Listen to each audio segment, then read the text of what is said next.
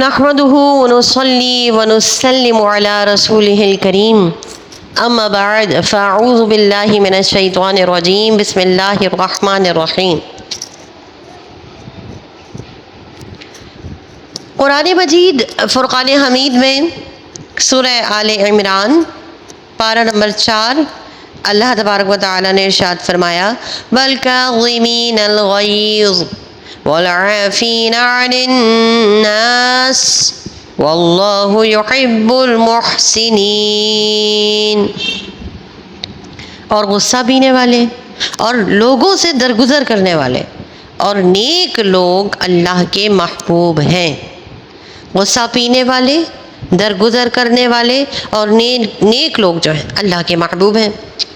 تو آئیے رسول اللہ صلی اللہ علیہ وسلم کی زندگی میں سے کوئی ایسی نصیحت نکال لیتے ہیں کہ جس میں رسول اللہ نے کسی کو بغیر غصے کے ایسے ہی جانے دیا اور آپ نے اس کی جہالت کا بہترین آنسر کیا۔ اور کیسے کہ رسول اللہ صلی اللہ علیہ وسلم کی جو ذات مبارکہ ہے دراصل اسوہ رسول صلی اللہ علیہ وسلم، جیسا کہ قرآن کریم فرقان حمید میں فرمایا گیا لَقَدْ كَانَ لَكُمْ فِي رَسُولِ اللَّهِ أُسْوَةٌ حَسَنَةٌ، کہ تمہارے لیے رسول اللہ کی زندگی میں بہترین نمونہ موجود ہے، یعنی example of each and everything, اپنی زندگی کی ہر مثال، ہر اچھی بات کے بہترین پہلو سرکار صلی اللہ علیہ وسلم کی زندگی میں موجود ہیں۔ ہمیں محمد رسول عربی کی احادیث کو پڑھنا ہے، ان کی زندگی کے واقعات کو سمجھنا ہے اور ان پر غور کرنا ہے اور اپنے آپ کو بس اچھا کرتے چلے جانا ہے۔ بس اس بات کو کنسیڈر کیجئے کہ چینجز ایک دم نہیں آتی، ہمیں کچھ نہ کچھ تھوڑا تھوڑا بدلنا پڑتا ہے۔ جب ہم تھوڑی چینجز اپنے اندر کرتے رہتے ہیں تو ہم اچھے بننے شروع ہو جاتے ہیں۔ جب ہم کہتے ہیں نا بیہیو لائک گڈ، جب ہم اچھے کی طرح بیہیو کرنے لگ جاتے ہیں، کسی اچھی بات کو اڈاپٹ کرنے لگ جاتے ہیں تو وہ پھر ہماری ذات کا حصہ بن جاتی ہے اور پھر ہم اچھے ہو جاتے ہیں۔ سو مسلمان کا کام کیا ہے، مومن کا کام کیا ہے؟ جد و جہد مسلسل کوشش کرتے رہیں۔ تو آئیے سماعت کرتے ہیں ایک دفعہ حضور پاک صلی اللہ علیہ وسلم کے دولت خانے میں، آپ کے گھر پر ایک سوالی آیا۔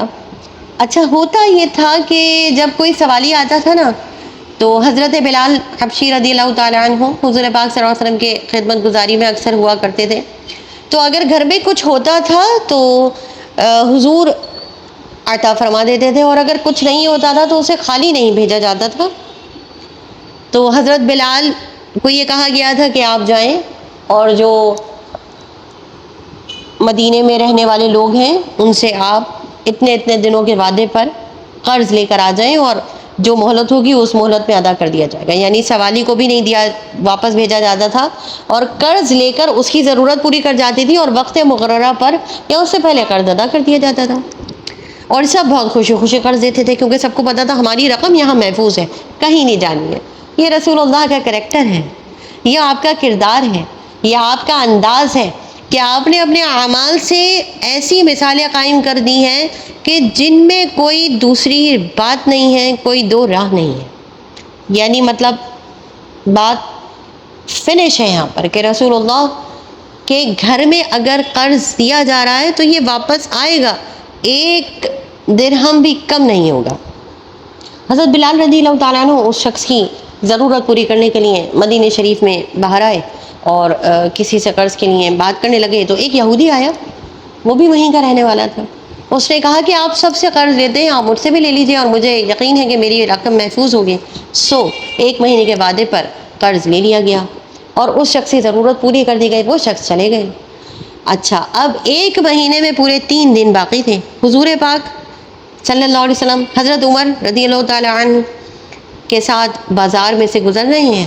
وہ شخص یہودی بیچ بازار میں کھڑے ہو کر اس نے کیا کیا، اس نے ایک ایسی حرکت کی جس پر حضرت عمر تلوار نکالنے والے تھے، مگر رسول اللہ کے حلم، آپ کی محبت اور آپ کے جو رفع درگزر کا جو آپ کا معاملہ ہے اس کی وجہ سے ایسا کچھ بھی نہیں ہوا۔ حضرت عمر تلوار نہ نکال سکے، رسول اللہ نے منع فرما دیا کہ تلوار نہ نکالی جائے۔ تو پیارے نبی، بلکہ کہنا چاہیے آخری نبی، ایسے ہی کہا کرے، ایسے ہی سنا کرے، ایسے ہی بولا کرے، اپنے بچوں کو ایسے ہی سکھایا کرے۔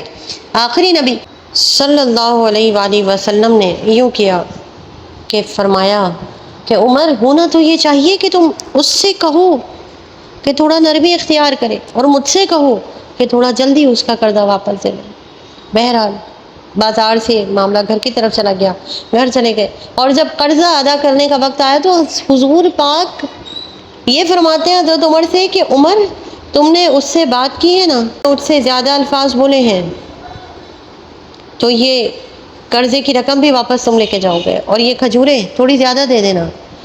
یا قرضے کی رقم کے برابر کھجوریں بھیجی تھیں، اور فرمایا کہ کھجوریں زیادہ دے دینا۔ حضرت عمر کہنے لگے حضور زیادہ کیوں؟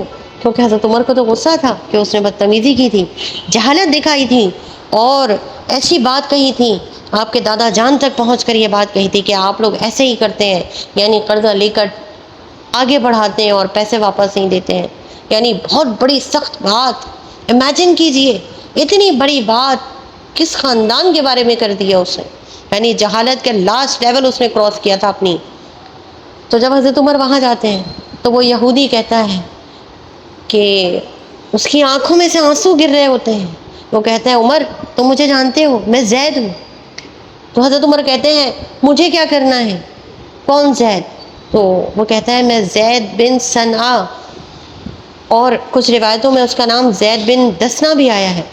اس نے کہا کہ میں یہودیوں کا بہت بڑا عالم ہوں، مجھ سے زیادہ تورات یہودیوں میں سے کسی اور کو نہیں آتی ہے، اور میں نے اس میں نبی آخر الزماں کی یہ مثالیں پڑھی تھیں، وہ ساری میں نے سن چکی ہیں، دیکھ چکی ہیں، مگر ایک یہ مثال میں اپنی آنکھوں سے دیکھنا چاہتا تھا، اور وہ مثال توریت میں یہ لکھی ہوئی تھی کہ ان سے جو جتنی زیادہ جہالت سے پیش آئے گا، آپ کا علم اور آپ کا درگزر اس سے زیادہ بڑھ کر ہوگا، یعنی آپ اسے اتنی ہی نرمی سے پیش آئیں گے، یا آپ کا علم ہوگا، آپ کے علاوہ یہ کوئی اور کر ہی نہیں سکتا، کیونکہ اس بات پر کنٹرول ہو ہی نہیں پاتا۔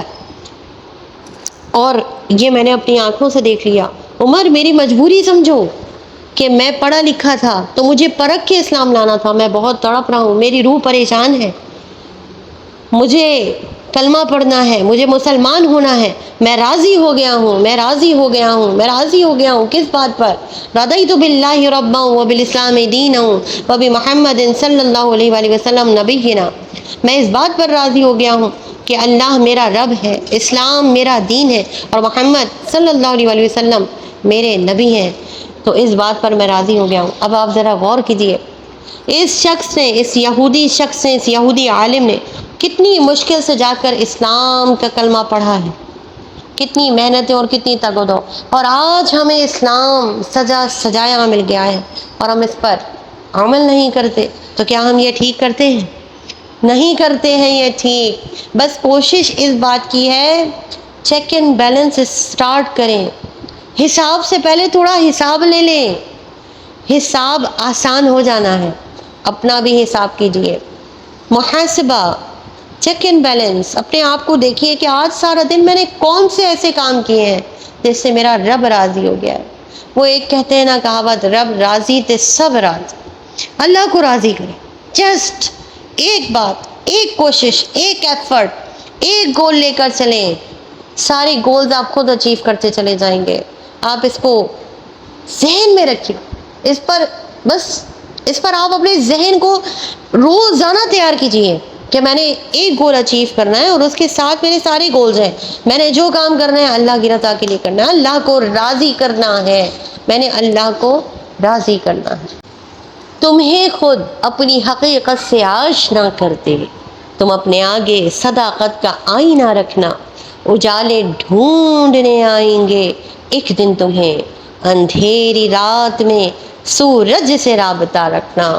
ہمیشہ اپنے دل کی جو سوئیاں ہیں وہ اللہ کی یاد اور اللہ کے ذکر سے ملائے رکھیے، اس لیے کہ زندہ کہ جو ایک تسبیح ہے سبحان اللہ کہہ دینا، ہم اسے فور گرانٹیڈ لیتے ہیں، چلتے پھرتے اٹھتے بیٹھتے استغفر اللہ الحمدللہ سبحان اللہ کہتے رہیے، یہ بہت زیادہ ہمارے لیے بہتر ہے۔ اتنی نیکیاں ہو جاتی ہیں ایک بار اللہ اکبر کہنے سے کہ زمین اور آسمان کے درمیان یہ جتنی خلا ہے نا، یہ سب فل ہو جاتی ہے، یہ سب فل ہو جاتی ہے، یہ سب فل ہو جاتی ہے، نیکیاں ہی نیکیاں۔ ہمیں ابھی سمجھ میں نہیں آ رہا، جب ہماری آنکھیں بند ہو جائیں گی تو دراصل ہماری آنکھیں کھل جائیں گی اور پھر ہمیں احساس ہوگا ارے ہم نے اتنا کچھ کھو دیا اور جو کھویا ہے اب ہم اسے پا نہیں سکتے، اور ہم نے اتنا کچھ پایا کاش کہ ہم اس سے زیادہ پا لیتے۔ اب یہ جو لفظ کاش ہے نا، اس وقت سے بہتر ہے آج۔ Think about it. جزاک اللہ خیرا۔ وآخر دعوانا ان الحمد للہ رب العالمین۔